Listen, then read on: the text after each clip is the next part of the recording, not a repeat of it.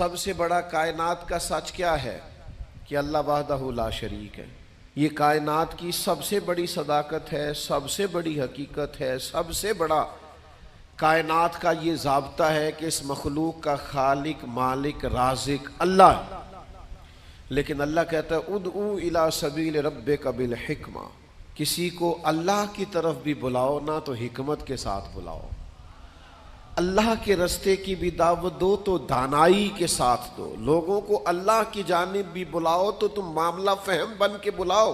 اگر ہم دانائی چھوڑ دیں گے تو بعض اوقات بات ٹھیک بھی ہوگی تو وہ نتیجہ خیز ثابت نہیں ہوگی۔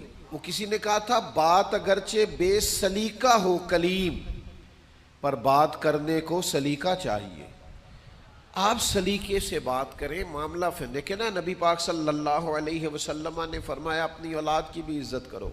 حضور کے مناسب میں سے ہے دانائی سکھانا، اپنی اولاد کو بھی اکرام سے پکارو، آپ ان کا نام بھی اچھے لہجے سے پکاریں، ان کے لیے بھی آپ کے لب و لہجے میں مٹھاس ہونی چاہیے۔ لیکن ہمارے ہاں یہ ہوتا ہے کہ بہت ساری جلد بازی، بہت ساری طبیعت کا الجھاؤ، بے چینی، بے قراری، ہر چیز کو سختی سے ٹھیک کرنے کی کوشش کرنا۔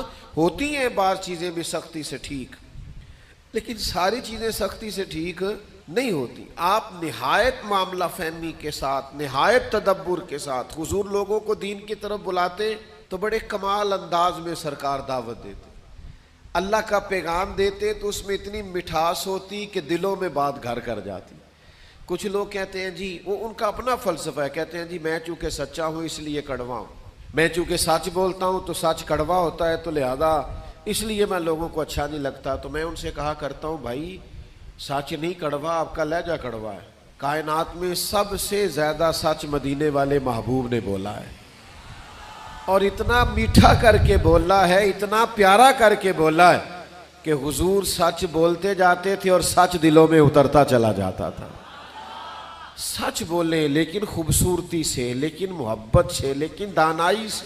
یعنی ایک صحابی آئے تو ان کے چہرے پہ بڑا جلال تھا اور ان کے لہجے میں بڑا غصہ تھا، اور وہ بڑے بے چین اور بڑے بے قرار تھے کہ یا رسول اللہ میں ان مشرکین کو چھوڑوں گا نہیں۔ حضور نے فرمایا کیا ہوا؟ یا رسول اللہ وہ آپ کا نام بگاڑ کے لیتے ہیں، وہ بگاڑ کے نام لیتے ہیں اس لیے کہ وہ کہتے ہیں اگر ہم محمد مان لیں تو محمد صلی اللہ تعالی علیہ وسلم کا تو مان ہے جس کی بار بار تعریف کی جائے، تو وہ نام بگاڑ کے لیتے ہیں، اور نام بگاڑ کے آپ کو برا بھلا کہتے ہیں۔ تو سرکار مسکرائے، فرمایا پتہ نہیں وہ کس کو برا بھلا کہتے ہیں، پتہ نہیں وہ کس کا نام بگاڑتے ہیں، مجھے تو اللہ نے